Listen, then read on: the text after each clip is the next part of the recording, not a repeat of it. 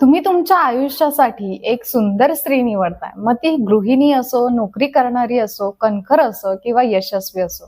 प्रत्येक नात्यात काही सत्य आणि तडजोडी लपलेल्या असतात. नोकरी करणारी स्त्री निवडताना ती घर सांभाळू शकत नाही हे तुम्हाला मान्य करावे लागेल.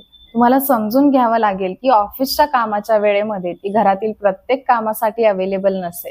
जर तुम्ही तुमची काळजी घेणारी आणि तुमचं घर सांभाळणारी गृहिणी निवडत असाल, तर ती पैसे कमवत नाही हे तुम्हाला मान्य करावे लागेल. तुम्हाला तिच्या बिनपगारी कामाची किंमत ही आदरात आणि प्रेमात व्यक्त करावी लागेल. जर तुम्ही एखाद्या कणखर स्त्री सोबत राहायचं ठरवलं, तर ती कठोर आहे आणि तिचं स्वतःचं एक मत आहे हे तुम्हाला मान्य करावं लागेल. जर तुम्ही एखाद्या यशस्वी स्त्री सोबत राहायचं ठरवलं असेल, तर तिच्या लाईफमध्ये तिचे काही गोल्स आहे हे तुम्हाला मान्य करावे लागेल. एका वाक्यात सांगायचं झालं तर प्रत्येक सुंदर स्त्री सोबत राहण्यासाठी तुम्हाला तिच्या स्ट्रॉंग पॉइंटसह तिच्या लिमिटेशन्सला सुद्धा स्वीकारायला लागतं. त्यामुळे फक्त सुंदर स्त्री निवडू नका, ती जशी आहे तसा तिचा स्वीकार करण्याचा प्रयत्न करा.